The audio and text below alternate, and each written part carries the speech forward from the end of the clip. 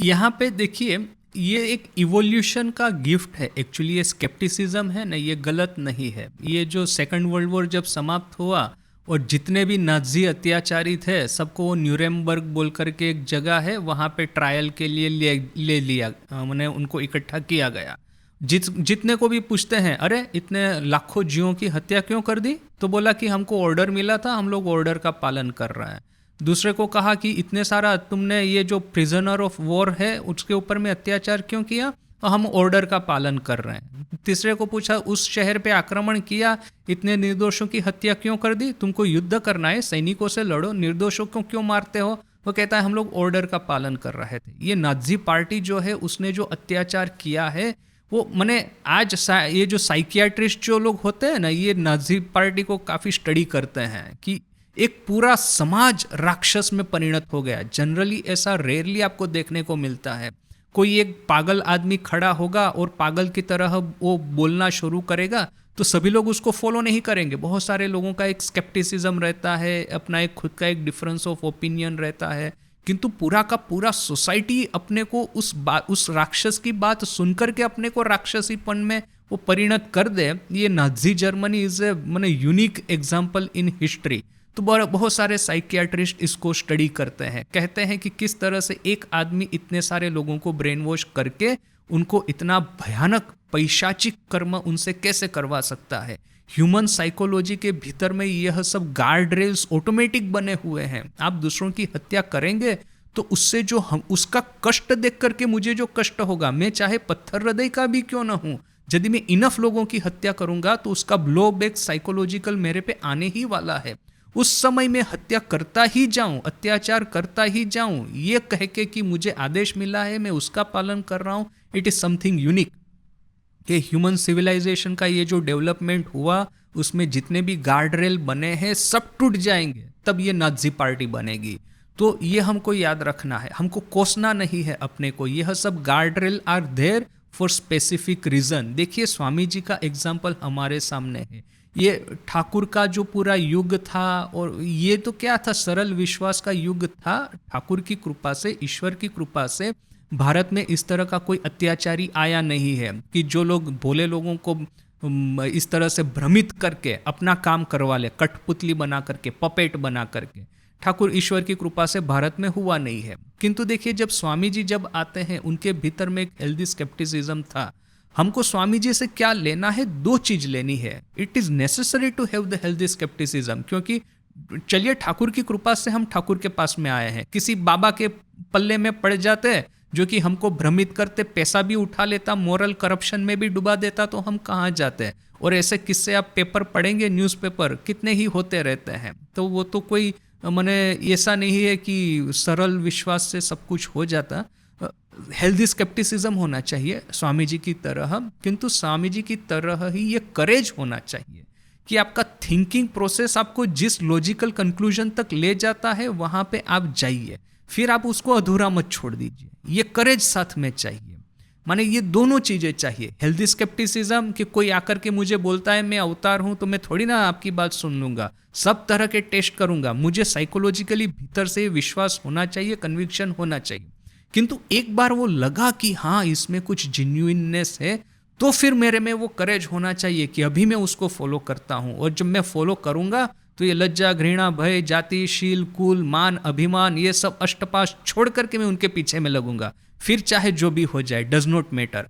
ये दोनों हमको चाहिए, तब होगा। सिर्फ सरल विश्वास से नहीं होगा। ठाकुर के जितने भी डिसाइपल हैं, ये लाटू महाराज को छोड़ करके, राजा महाराज को छोड़ करके, आप सभी में देखिए थोड़ा थोड़ा स्केप्टिसिज्म तो था ही था। योगानंद जी का तो सब किस्से जग जाहिर है। तो फिर क्या है कि ठाकुर के खुद के डिसाइपल ने उनको टेस्ट कर लिया था। तो हम लोग न करें, प्रारंभ में यहाँ पे आने के समय ऐसा हो ही नहीं सकता। किंतु एक बार आ गए हैं, एक बार कन्विक्शन आ गया है, तो फिर आप लगाइए अपना जोर फिर बाद में। यस यस, एक कंक्लूजन तक पहुंचना है, फिर स्केप्टिसिज्म लेके बैठे नहीं रहना है। वो आलस का निशानी हो गया। बहुत सारे लोग होते हैं ना, पूरा जीवन ही ना अपना स्केप्टिसिज्म में बिता देते हैं। किसी भी चीज़ पे विश्वास नहीं होता, किसी भी चीज़ पे श्रद्धा नहीं होती। भीतर भीतर में से ये नास्तिकता है, एक कटाक्ष वृत्ति है सभी चीज़ों के। मैंने देखे हैं ऐसे लोगों को, सभी चीज़ों पे कटाक्ष, कुछ भी कहेंगे ना तो सभी चीज़ों के प्रति डिसरिस्पेक्ट, अपने इंडियन कल्चर के प्रति डिसरिस्पेक्ट, अपने बड़ों के प्रति डिसरिस्पेक्ट, पुरखों के प्रति डिसरिस्पेक्ट। इस तरह का आदमी का जीवन भीतर से पूरा खाली हो जाता है। ये है ना, सिचुएशन स्पेसिफिक है। अब जैसे कि ठाकुर ने खुद ने कहा, जब विधर्मी लोग होते हैं तो गौरांग महाप्रभु भाव का संवरण करते हैं, यानी कि ठाकुर का खुद का, कि इस तरह के लोग जब उनके सामने आ जाएंगे। अब जैसे वो एक दिन की घटना थी ना कि एक तामसिक आदमी आया ठाकुर के पास में से कुछ मांगने के लिए, ठाकुर सीधा अपने कमरे में जाकर के छुप गए, राखाल को कहा जाओ उसको यहाँ से दूसरी जगह पे भेज दो। तो क्या है कि वो एक सिचुएशन स्पेसिफिक है। इस तरह के लोग जहाँ पे रहते हैं, भाव प्रकट आप नहीं कर रहे तो भी उचित है, तभी उचित है। यहाँ तक कि ये दो लोग वार्तालाप कर रहे थे, मास्टर महाशय और मोस्ट प्रोबेबली कौन, एक डायरेक्ट डिसाइपल ही थे, योगानंद जी ही थे, उनका नाम भूल गया। तो वार्तालाप कर रहे थे, तो इसी ईश्वरीय वार्तालाप ही कर रहे हैं। एकाएक ठाकुर ने आकर के मास्टर महाशय को कहा कि ये भगवान की और साधना की बातें जितनी सीक्रेट रहे उतना ही अच्छा है। तो मास्टर महाशय मैंने डायरेक्ट डिसाइपल के साथ में, भविष्य के उसके साथ में वार्तालाप कर रहे थे, फिर भी ठाकुर ने ऐसा कहा। दूसरी ओर ठाकुर वही कीर्तन करते हैं, नृत्य करते हैं, तो मास्टर महाशय का हाथ खींच करके वो नृत्य के भीतर में खींच लेते हैं, कहते हैं नाच साला। तो वो आई थिंक सिचुएशन स्पेसिफिक होना चाहिए। जब वो भाव का जो धोध बहता है तो सभी को नहा लेना है।